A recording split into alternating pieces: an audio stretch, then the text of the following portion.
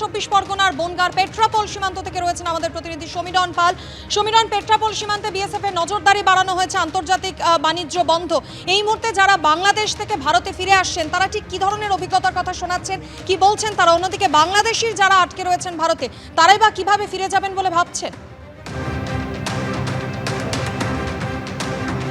দেখো, তোমাকে বলি যে গতকাল থেকে যে এই আসা যাওয়ার পর্বটি সেটা এখনো চলছে। অর্থাৎ বাংলাদেশ থেকে বিভিন্ন যাত্রীরা তারা আসছেন এদেশে, পেট্রাপোল সীমান্ত পেরিয়ে ভারতবর্ষে ঢুকছেন। তার পাশাপাশি এখান থেকেও যারা পেট্রাপোল সীমান্ত পেরিয়ে তারা বেনাপোলের দিকে যাচ্ছে। কিন্তু গতকাল দুপুর থেকে পেট্রাপোল যে বন্দর, স্থলবন্দর, যেটা এশিয়ার সর্ববৃহৎ স্থলবন্দর, সেখানে পুরোপুরি আমদানি রপ্তানি বন্ধ হয়ে রয়েছে।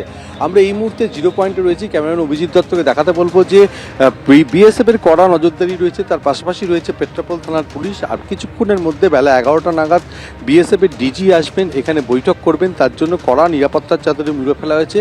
গতকাল থেকেই এখানে যে বিএসএফ এর নিরাপত্তা যেরকম সাধারণ দিনে দেখা যায় তার থেকে বাড়ানো হয়েছে। আমি একবার ছবিটা অভিজিৎকে দেখাতে বলবো। এটা ঠিক জিরো পয়েন্ট, আর ঠিক ওপারেই বাংলাদেশের বেনাপোল। অর্থাৎ দু দেশের এই একেবারে গুরুত্বপূর্ণ সীমান্ত, সেই সীমান্ত সুরক্ষা আরও জোরদার করা হয়েছে। এবং আজকে বিএসএফ এর ডিজি আসবেন, তিনি বৈঠক করবেন। বৈঠকের পর বিভিন্ন রকমভাবে সিদ্ধান্ত নেওয়া হবে, নিরাপত্তা করে আরও জোরদার করা হয়। গতকাল তিনি এসেছিলেন এবং তিনি যে সমস্ত নদী অধ্যুষিত সীমানা রয়েছে উত্তর চব্বিশ পরগনা, সেখানে তিনি পরিদর্শন করেছেন। আজকে পেট্রাপোলে আসবেন, তিনি পরিদর্শন করবেন। এবং এদিকে যারা বাংলাদেশ থেকে ফিরে আসছেন এদেশে, তারা যথেষ্ট ভয়াবহ অভিজ্ঞতা নিয়ে ফিরে আসছেন।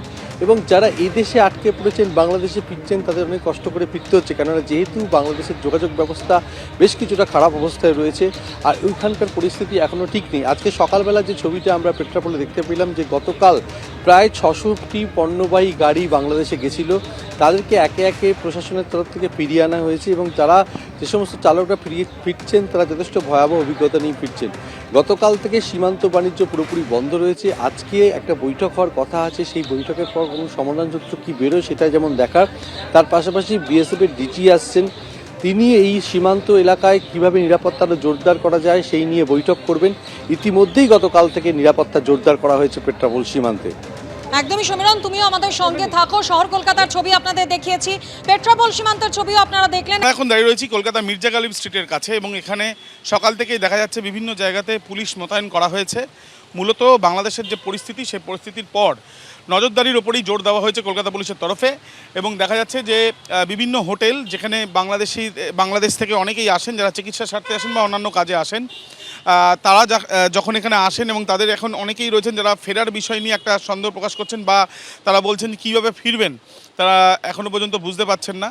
এবং যাতে কোনো রকমভাবে কোনো জমায়েত না হয়, যাতে কোনো রকমভাবে কোনো রকম পরিস্থিতি স্বাভাবিক থাকে, সেই বিষয়টার ওপরেই কিন্তু লক্ষ্য রাখা হচ্ছে। এবং সেই জন্য কলকাতা পুলিশের তরফ থেকে দেখা যাচ্ছে যে পুলিশের অফিসাররা তারা এই মির্জা গালিব স্ট্রিট, মার্কো স্ট্রিটের বিভিন্ন জায়গাতে নজরদারির জন্য তারা মোতায়েন রয়েছেন।